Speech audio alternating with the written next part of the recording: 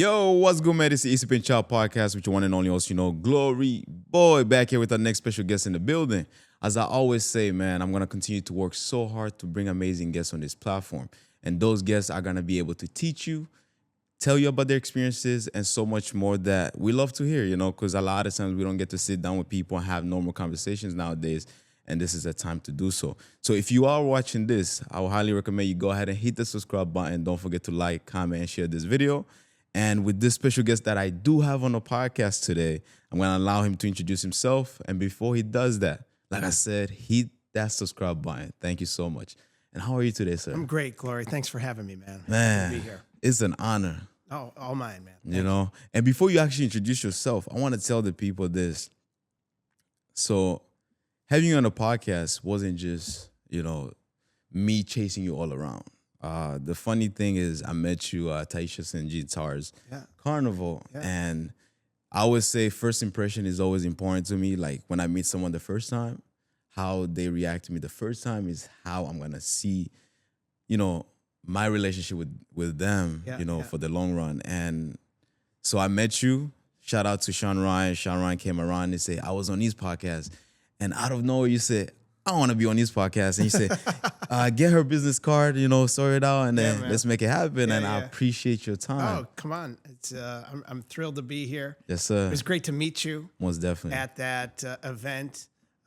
Legislator Taisha St. Jean Tard is a wonderful up-and-coming leader, and I was happy to be there to support her. And, when I heard that the next mayor of Buffalo was on your show, I said, wait a minute, man, you can't be holding out on me, man. Yeah. So I'm excited to be here with you, and thanks for having me. Yes, sir. Thank you. So, so many people know you, and some people may not know you, but if you don't mind, just tell them your name and what you do. Yeah. We can start this. Yeah, sure. I'm Tim Kennedy. I represent the 26th Congressional District of New York, which is the city of Buffalo, the city of Niagara Falls, the city of Lackawanna, the town of West Seneca, the town of Cheektowaga, town of Amherst, town of Tonawanda, town of Wheatfield, town of Grand Island, and the town of Niagara, of course, containing the great city of Niagara Falls there. Wow. And so it's a big area, a wonderful, diverse community. I'm born and raised in Buffalo, New York. My wife and I are raising our 3 children in the city of Buffalo. My wife's from Ohio, so we met about 24 years ago, a little over 24 years ago. We're married 21 years ago, just this past month.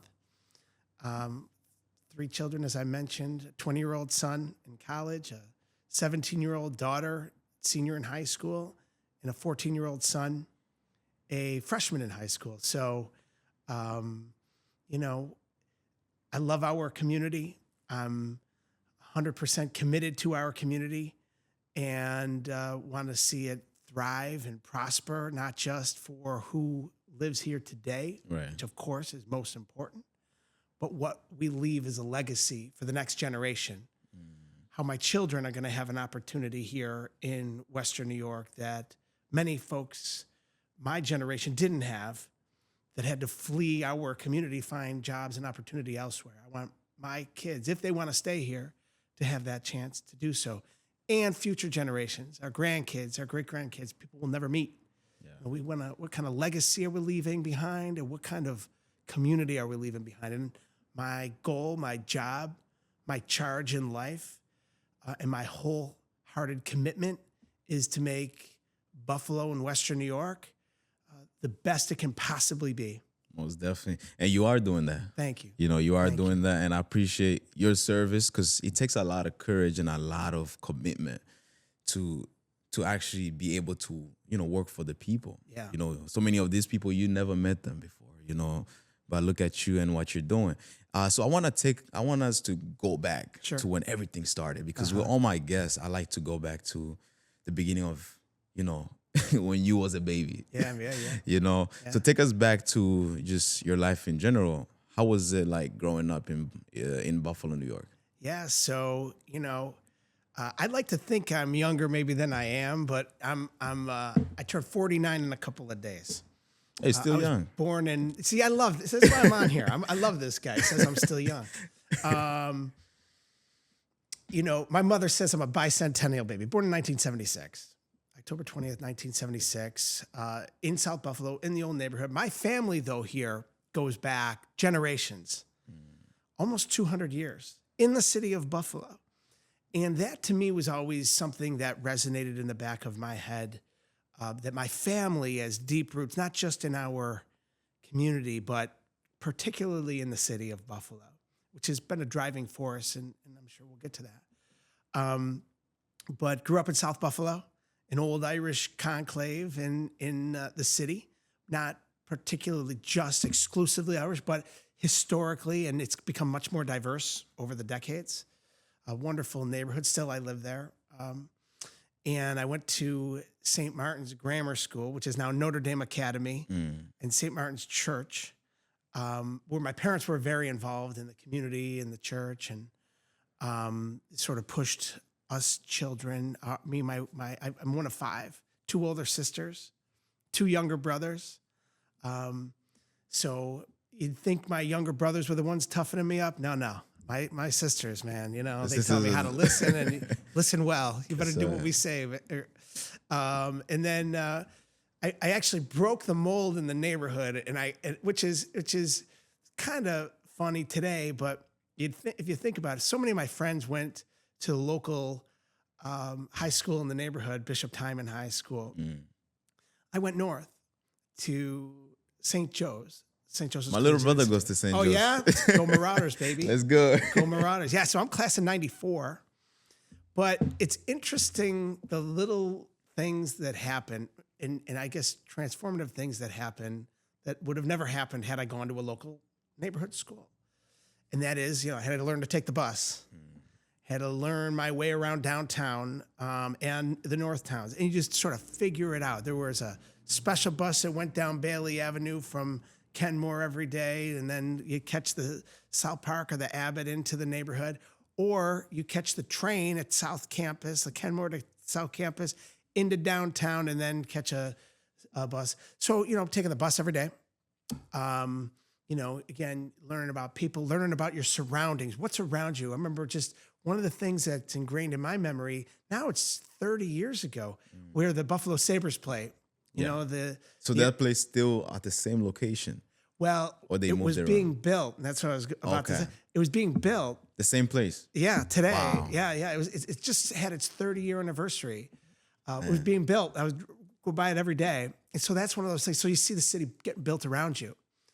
And then after high school, I was accepted to a few different schools, but my mother pushed me into her alma mater because she said, "You're good with people."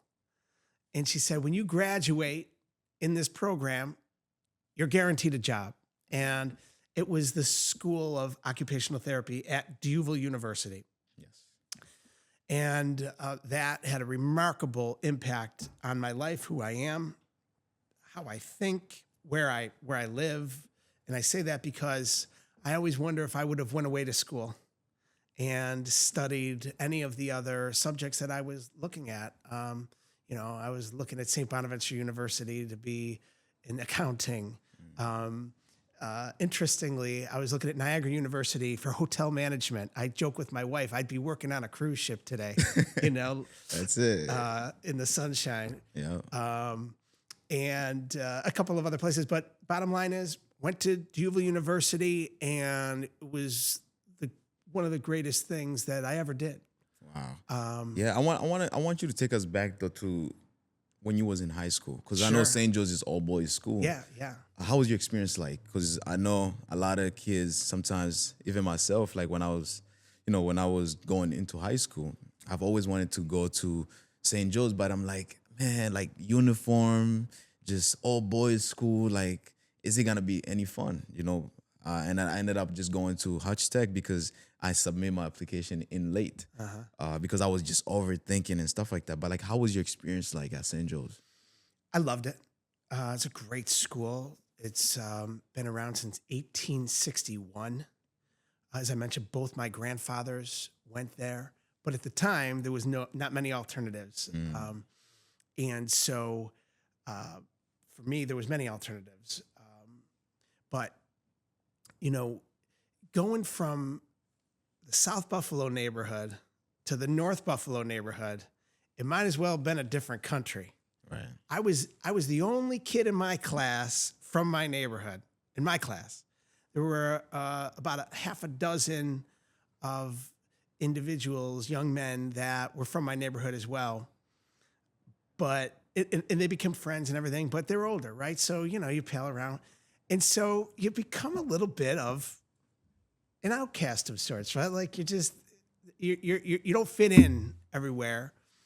But what was interesting about St. Joe's in at that time is that they really cultivate a sense of community.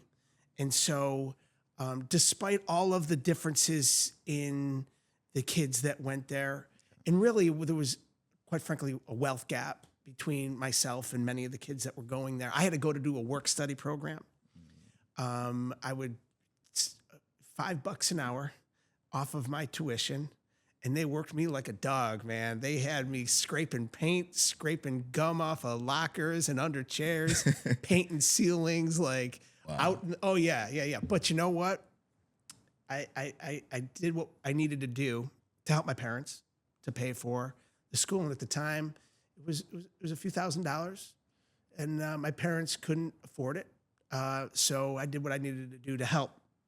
But again, that to me, I believe builds character. It's an investment in yourself in a lot of ways. That being said, it really, St. Joe's overall, and I think I appreciate it more and more the older I get, the experience that I had there. When you're a kid, you're just looking to get out of school, right? Get out of school. Yeah, that's it. Like, I'm tired. Oh, nah. Like, and plus, St. Joe's, they require you to do a lot of work because they preparing you for college. It's a tough school. So tough school. Yeah, most definitely. I want you, because you mentioned your relationship with your siblings, but I didn't hear a lot about the relationship with your parents, because today, especially your parents, working hard to provide for you. Yeah. I believe you didn't have as much time to spend with them every single day. How was your relationship with them, though? How did you manage to kind of like stay closer to them in the midst of trying to handle school and understanding that they were busy parents?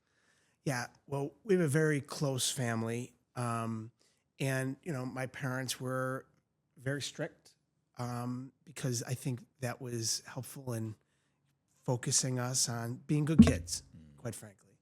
Staying out of trouble as much as they could keep us out of trouble. And just trying to show us a strong path forward of integrity and strong moral values and community, a sense of pride in who we were, who the family structure was. My mother worked 3 jobs to pay the bills. We didn't have a lot coming up. My father worked odd jobs until he took a civil service exam. It was the first full-time opportunity my father had, and this is in 1990, right as I was starting in high school. And imagine with 5 kids, it was a struggle. Yeah. But my parents worked very hard to make ends meet and to provide for us and to show us that we to show us a strong way forward. But what they really pushed us to do is to love one another, to love people, to have a strong sense of faith, and again, a strong sense of community, helping other people. My mother lives that, and my father lives that. They always have, and I think that's really been instilled in me, and it's helped make me who I am. I love people. I love helping people. Yeah. I love making people happy. It's part of what I do and part of who I am. The fabric of who I am is making people a part of what I do and a part of something positive and optimistic and forward thinking and hopeful for the future. And again, these are all things that were instilled in me, but not because things were easy, but quite frankly, because things were hard. Yeah, and then I feel like when you're experiencing like a hard life, you do learn so much from it. Yeah. You start appreciating life even more Yeah. because you start understanding. Okay, not just me going through this. Maybe somebody else is going through the same situation. So why not, you know, bring love into this world? And I see, like you said, you were able to catch on to those traits, and that's what you're doing today. And can I working say for the this people. Yes. about that? My parents would do everything, but we never felt like we were missing out on anything, if that makes sense. Because my parents sacrificed to provide for us. But here's what else they did, which had such a great impact on me and my siblings and the way I think about my life, is regardless of what we had or didn't have, Yes. my parents always made sure we knew that how loved we were, and that there was always someone that was struggling, that needed help a hell of a lot more than we did. That there was always somebody out there that was struggling more than we were. And it was upon us to try to lift them up, to help them. Because you know what? Everybody needs a little help sometimes. And there were times in our lives, and quite frankly, as I was coming up in my parents' life, as I mentioned, that we needed a little bit of help. I'll give you an example. All the clothes I wore as a kid, none of them were new. They were all hand-me-downs. You know where the hand-me-downs from? Yeah. My aunts and my uncles, my cousins, all my cousins' clothes. So my aunt would show up. Oh, I got a bag of clothes for Timmy. I'd be like, oh man, it's like Christmas, man. Yeah. So we never wanted for anything. Yes.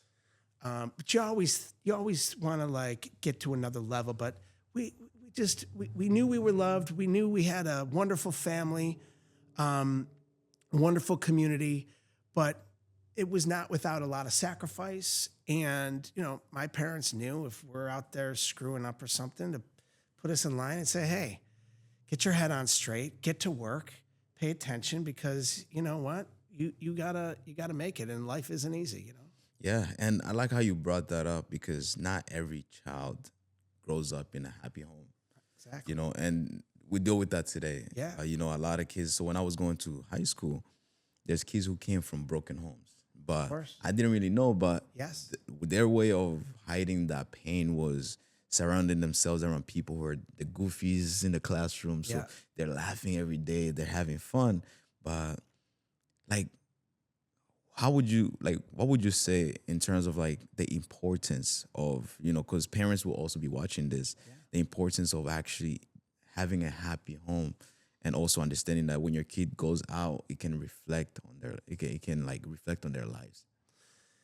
Yeah, I mean, look, from my own personal experience with my own children, today. I think this is more today than ever before because we see so much of what's going on around us. But we tend to be more helicopter parents, paying attention to what our kids are doing, where they are, who they're hanging with, what they're saying, what they're listening to, and maybe that is too overbearing, and you got to give your children space. And my wife and I are like, look, they got to grow up. They've got to run. They've got to do their own thing. But you paying attention to what our children are doing these days, especially with a society so engaged at the tip of your fingertips in everything, whether it's your phone or TV or wherever you're getting your news. There's a lot of bad in the world, and I think just being able to instill in our children that same sense of love and caring, and it does reflect on our kids. I can tell you, just thinking about today and reminiscing about my past and coming up as a kid, I remember some of the kids though that had everything or seemed to have everything, had all the money, seemed in retrospect now not to be so happy because you know what? Their parents probably were paying more attention to making their money than they were paying attention to their kids. And those kids might not have turned out so well. So I think at the end of the day, it all comes down to just loving on your kids, caring about them, making sure that they know that you care. And quite frankly, I'll be honest with you, this job today that I have down in Washington, D.C., it pulls me away. I'm away 4 or 5 days a week, sometimes more. So any opportunity I get with my kids, even if it's 5 minutes a day, each one of them, quick call. Hey, how you doing? Checking in. And when I'm home, if I see them, they're getting a hug. They're getting a kiss on the forehead. I don't care who's looking. You know, even my 20-year-old, I'm giving him a kiss on the head. He's, oh, geez, Dad, you know? Yeah. But I got to show them that you're there. I watched a study. It says something about, especially like the young men.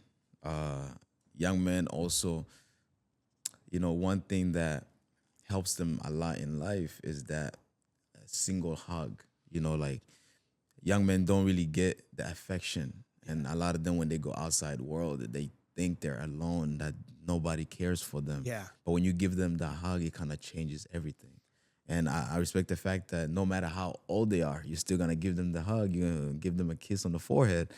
It kind of reminds them like, hey, like I still love you. Like even if you go out there. Perfect. So I want to talk about college and career, because you mentioned that when you started deciding to go to college, your mother told you, hey, I want you to go to my alma mater.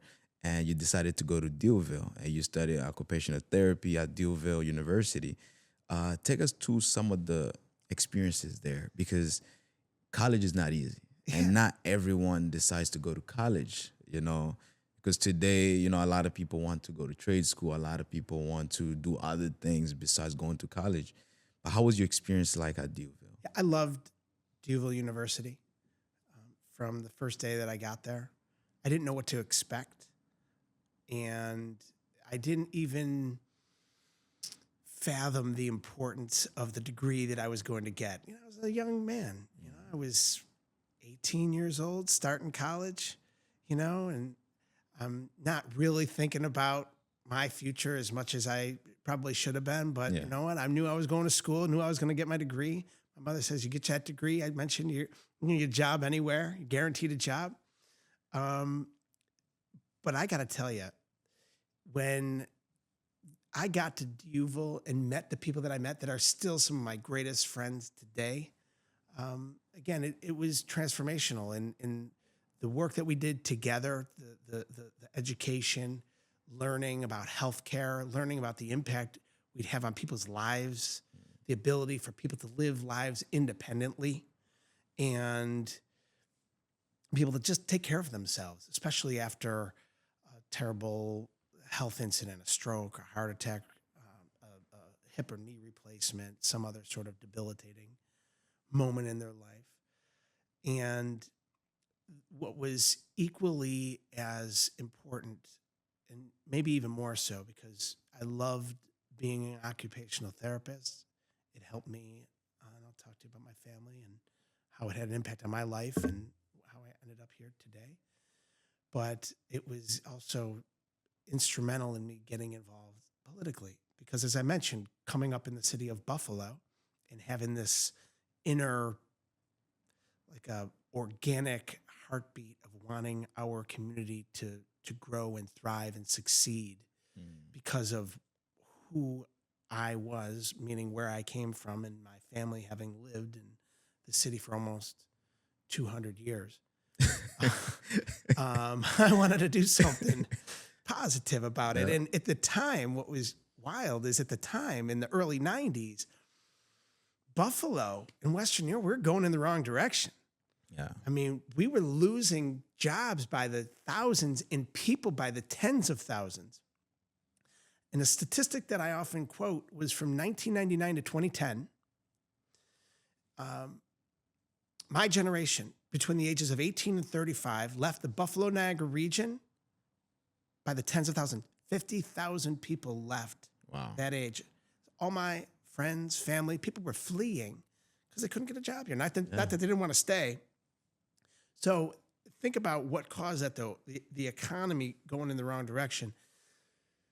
So I would be driving from my neighborhood in an old beat down car, because that's all I could have, up to the university on Buffalo's west side, driving through the city, looking at the city every day and thinking about it and listening to the pundits on the radio, really self-defeating, pessimistic about the future of our community. And I said, you know, and it actually sparked something in me to do something about our community and play a role in the rejuvenation of Buffalo and of Western New York. That's where it all started. Really a spark inside that one of my college professors threw fuel on the fire and really opened up the door for me. And that was Dr. Olga Carmen. God rest her soul. She just passed away this past July 9th.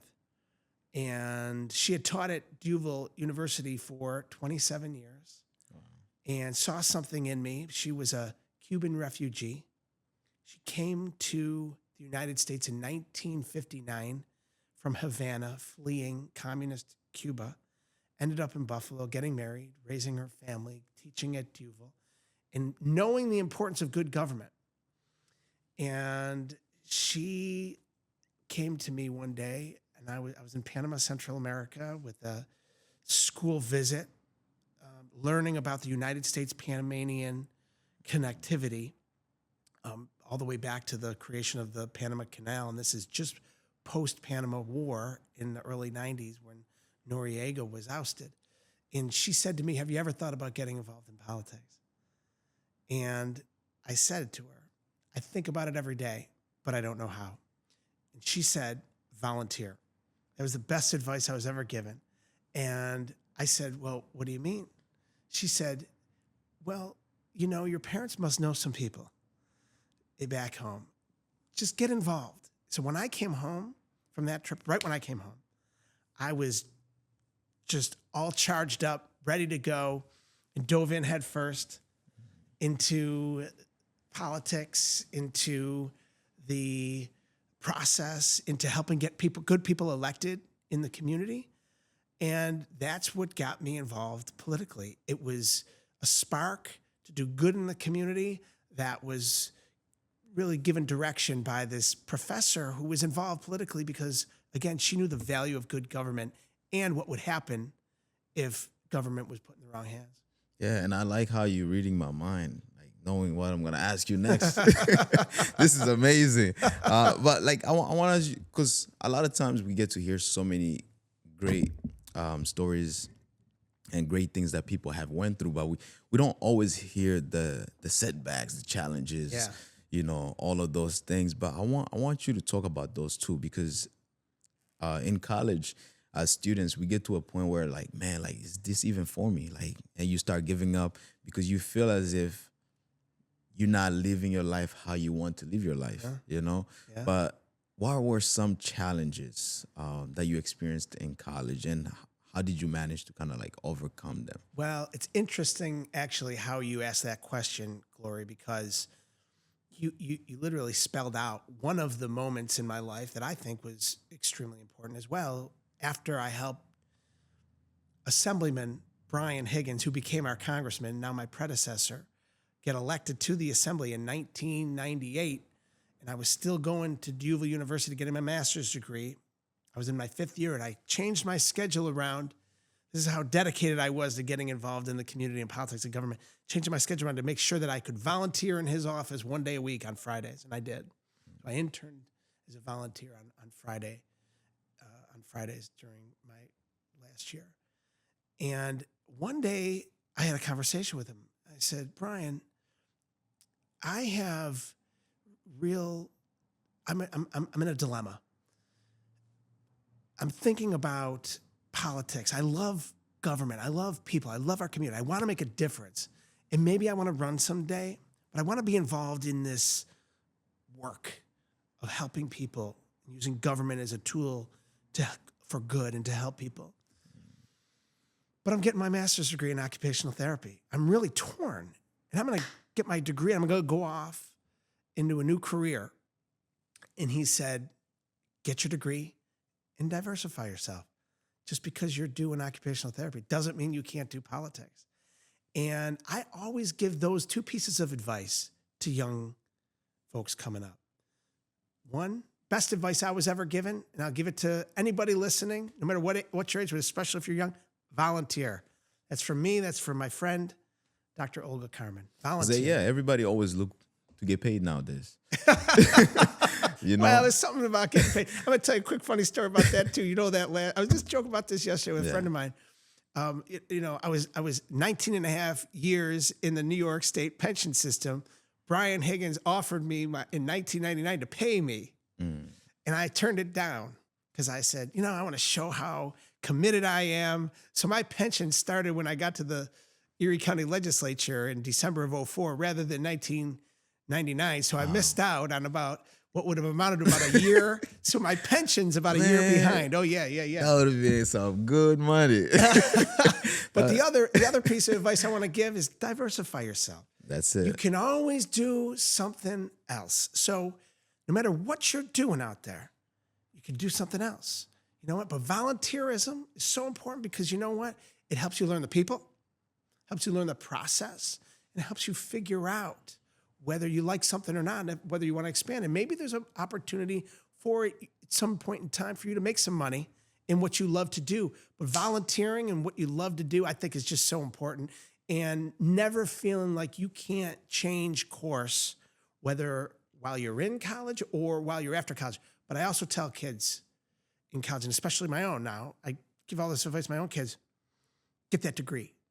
Once you lock that degree in, no matter what it is, you can always change. You can always do something else. But you want to get the degree. And, it's so important, especially in today's day and age. Yeah, I mean, that's one thing, because me coming from an African household, the degree is like a celebration. Like, you get that degree, the family comes to the school to celebrate because it brings some sort of like honor and some sort of, how can I say it? Because the moment I graduated Canisius, my parents started calling back home, telling them like, Gloria just graduated, and it was something amazing, And it should be celebrated. Yeah. No matter who you are or where you're from, like, let me tell you something. You get a degree in anything, you've mastered that level of education. It's something no one can ever take away from you. They could take away everything else. They cannot take away your education.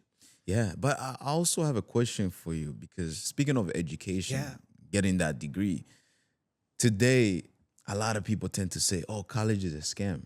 What's your opinion on that? I think university and getting a degree is a demonstration of next level of learning, of understanding, and of mastering a certain part of this great big universe. And to be able to use that as a basis to jump off of and to start a career or to start a business or even to go get another degree. Yes. My mother, she's a nurse. She got her nursing degree from D'Youville in 1967. She worked as a nurse for over 54 years, before she ended up going back to D'Youville and teaching after she had retired from being a nurse. But just having her nursing degree and working didn't prevent her from going back and getting another degree. She went and she got her master's degree in nursing in the early 80s. Then she went back again and got her nurse practitioner degree at the University of Rochester, her master's at UB, her University of Buffalo, her nurse practitioner degree in the late 1990s. And, I think, in the best way we can learn, the best way we can be taught, and, I tell myself this as much as anything else, is by example. And so, I talk about my parents and I talk about what they instilled in us. It was just by example, leading by example. I try to do that certainly in my work, but at home as a dad, trying to instill these moral values and give my children a strong moral compass in how to live their life. I try to do it by demonstrating how to do that and how to live. And part of that is making sure they know the value of a strong education. So, my wife and I, we push our children hard to do well in school, because I think it's a strong basis to jump off and be successful. Isn't for everybody. There's other ways to be successful.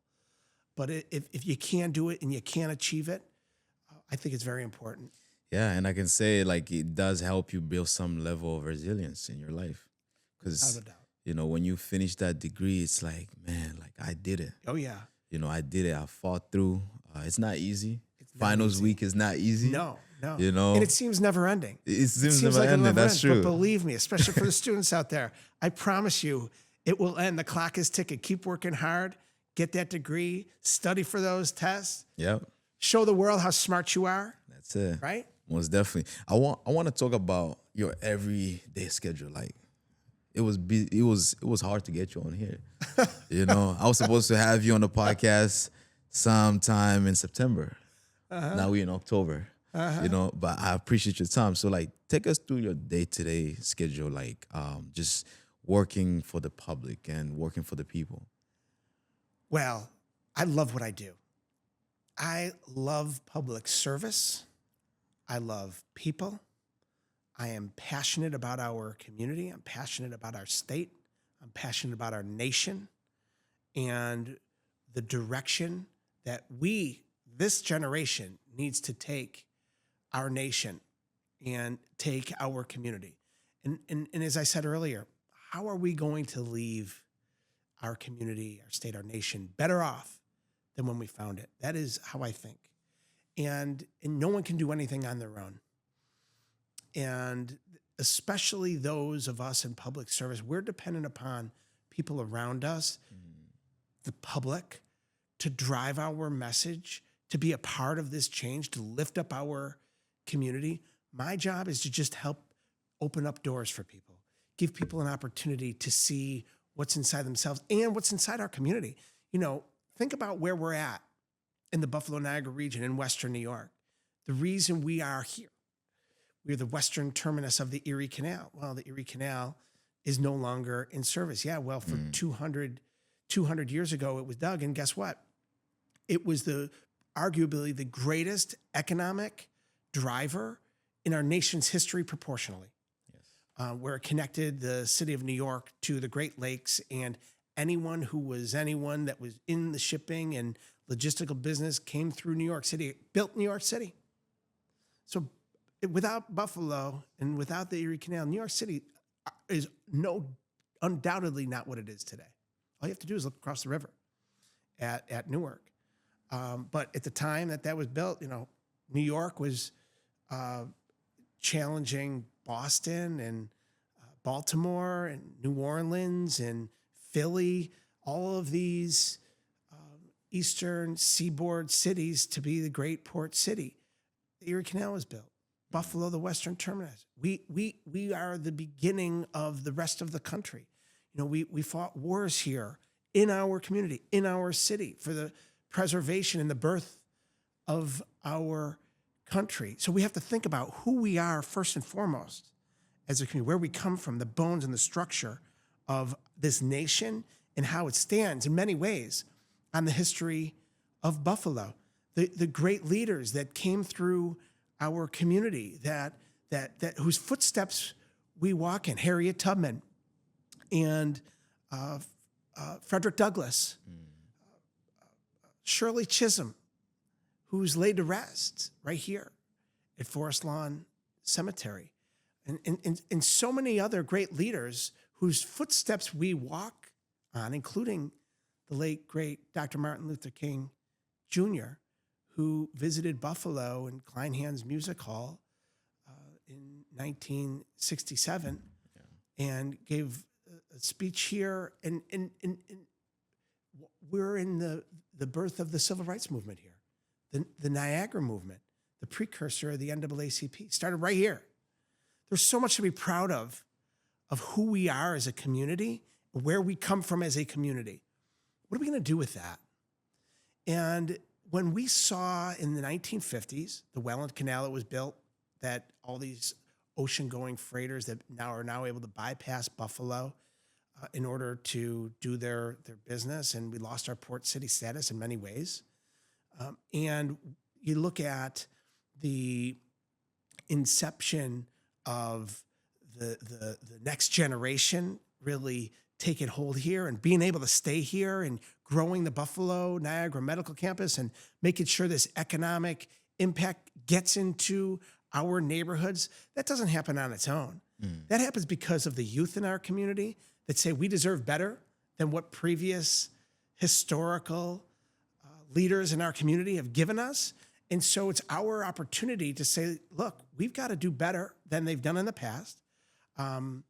When the industrial heritage of our community, the bottom fell out in the steel industry and tens of thousands of jobs at Bethlehem Steel left the community, and all of the spin-off effect of all of the jobs around us left with it, it was a gaping hole, a wound, a void that needed to be refilled. So how do we do that?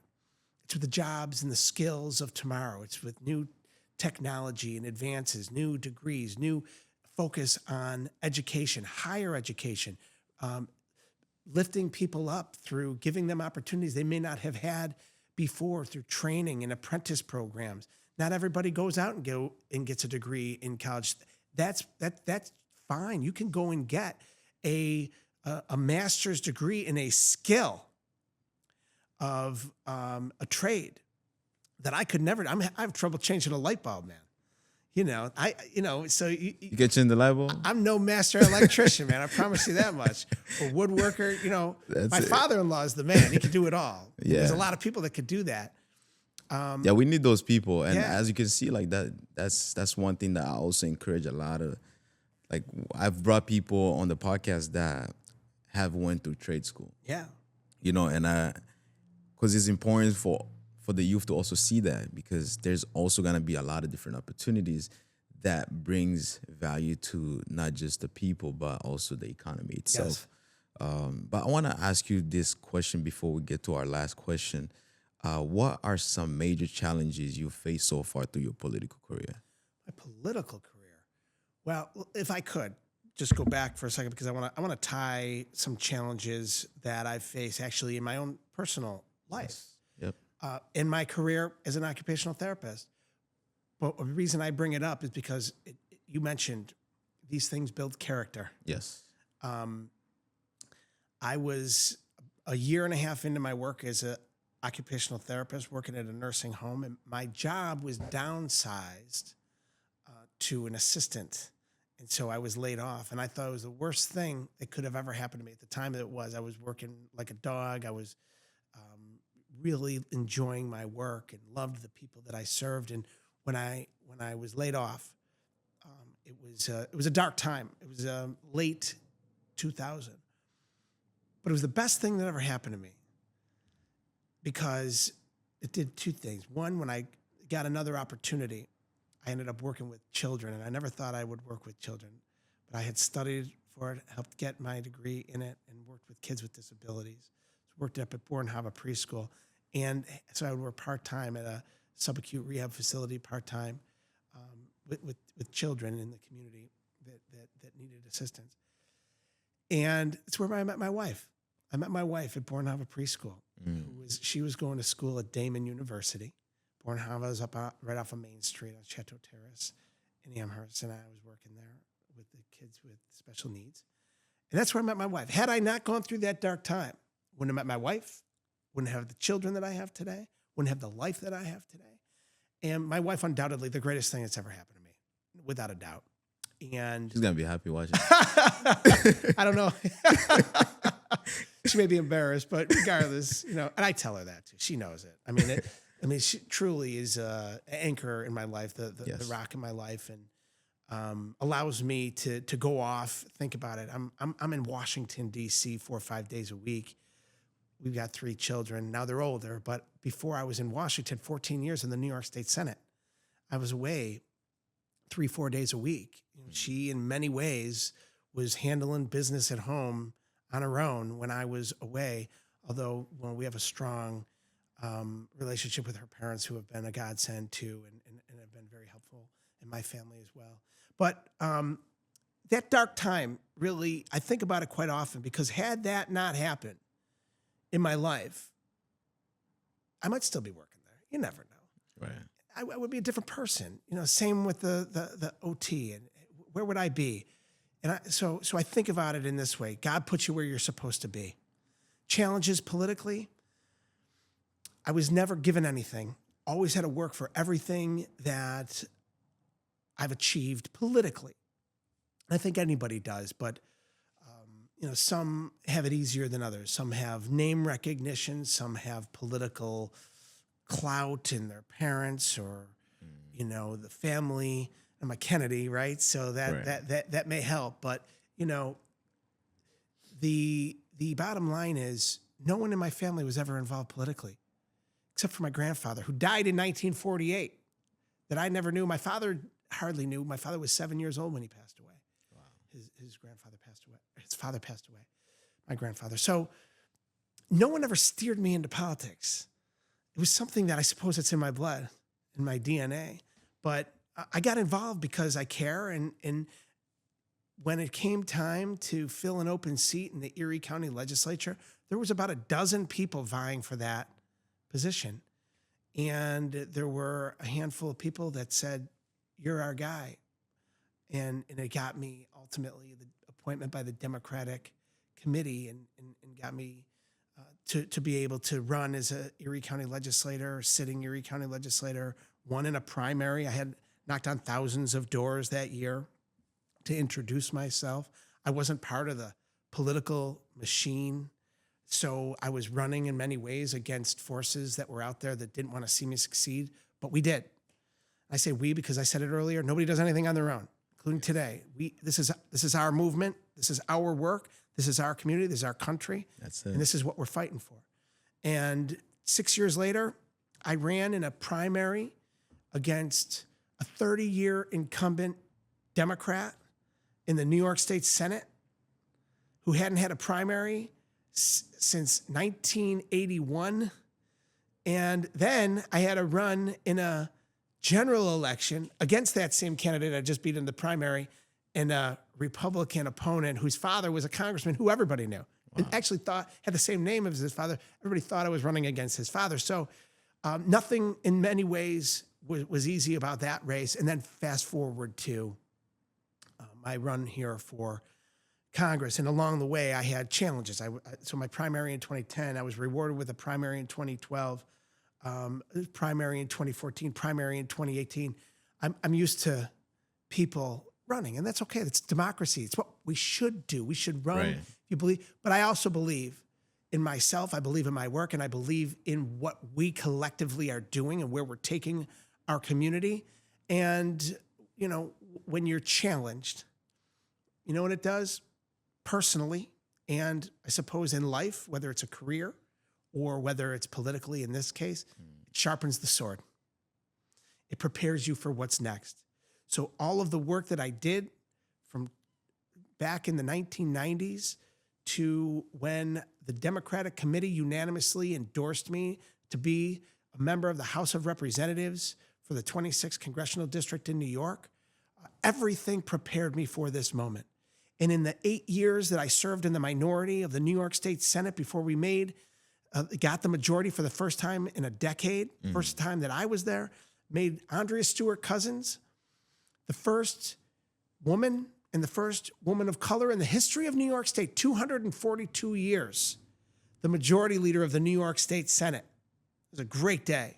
And you know what? We've kept the majority there for the last now 7 years and built on that majority, supermajority, because of the way that Democrats effectively governed in New York State. But now I'm in the House of Representatives, thanks to the honor and privilege and support and trust that this community has given me. I never take it for granted, and I work every day to earn it. And I'm back in the minority in the House of Representatives. Yeah. And it's very parallel to where I come from in the New York State Senate. Yes. And that is, right now we're fighting for the majority, although democracy's at stake with who we have in the White House today. And I believe they're attacking democracy. I believe that who we have in this White House today is taking our country in the wrong direction. The Republicans in Congress that have embraced the MAGA movement and their boss, Donald Trump, have really put in policies that are hurtful to our community, our city, and our nation, are hurting people that I'm working every day to help, are hurting working families, are hurting the poor, hurting people that are just trying to live the American dream and pull themselves up by the bootstraps. So we're in the minority today. I've been there before. And next year is the 250th anniversary of this great country. And 2026, what President Trump is doing right now, in part with Congress, Republican members of Congress enabling him, is they're enacting Project 2025. They're decimating government.